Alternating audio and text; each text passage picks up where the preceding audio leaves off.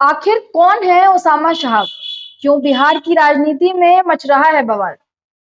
सिवान के दिग्गज नेता और गैंगस्टर मोहम्मद शहाबुद्दीन की पत्नी हिना शहाब और उनके बेटे ओसामा शहाब ने रविवार को राष्ट्रीय जनता दल ज्वाइन कर लिया है।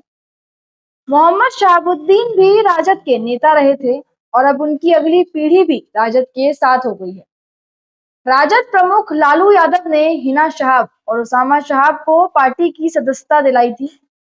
हिना शहाब और उसामा शहाब के राजद ज्वाइन करने के साथ ही बिहार की राजनीति एक बार फिर से गर्मा गई है और एनडीए खेमा राजद पर हमलावर हो गया है।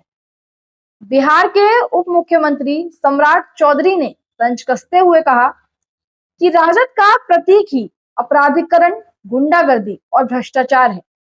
बिहार के गैंगस्टर रहे मोहम्मद शहाबुद्दीन की मौत को 3 साल से ज्यादा हो गए और शहाबुद्दीन के देहांत के बाद बेटे ओसामा शहाब की राजनीति में एंट्री को लेकर कई बार चर्चा गर्म रही। शहाबुद्दीन के बेटे ओसामा शहाब भी आए दिन किसी न किसी विवाद के कारण सुर्खियों में बने रहते हैं। ओसामा शहाब की राजद में एंट्री के बाद तय हो गया कि ओसामा शहाब अपने पिता शहाबुद्दीन की विरासत को आगे बढ़ाएंगे। बता दें कि मोहम्मद शहाबुद्दीन का जन्म मगध में प्रतापपुर में हुआ। 1980 के दशक में महाविद्यालय से ही इन्होंने राजनीति में प्रवेश किया। 1986 के बाद से इन पर अनेक आपराधिक मामले दर्ज हुए। ये सिवान की सीट से 4 बार संसद सदस्य एवं 2 बार विधायक चुने गए।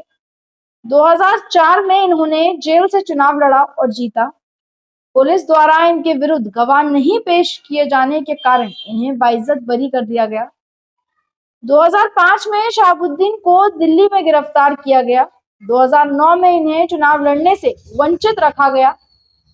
11 सितंबर 2016 के दिन इन्हें जेल से बाहर निकाला गया। 30 सितंबर 2016 को सर्वोच्च न्यायालय ने इनकी जमानत को रद्द कर दिया। इनकी मौत दिल्ली के तिहाड़ जेल में हुई थी। इन पर कई तरह के संगीन अपराध के आरोप थे। शहाबुद्दीन के नाम से सिवान के लोग कांपते थे। कहा जाता था कि ये सिवान के बाहुबली हैं। राजनीति के साथ ही अपराध की दुनिया में भी इनका बोलबाला था। वहीं अब इनके बेटे के राजनीति में आने से बिहार की राजनीति में एक नया मोड़ आ गया है। आरजेडी के बदले सुर।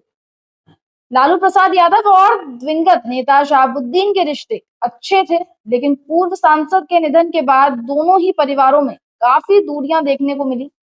हाल के समय में पारिवारिक और राजनीतिक तौर पर ये दूरी और बढ़ी, पर अब आरजेडी के सुर बदलते नजर आ रहे हैं।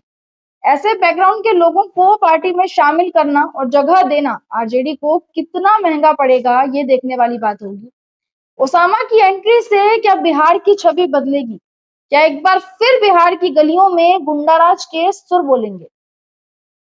अब तक के लिए बस इतना ही। देश और दुनिया की हर छोटी बड़ी खबर जानने के लिए कहीं मत जाइए, बने रहिए हमारे साथ और देखते रहिए युवा सियासत।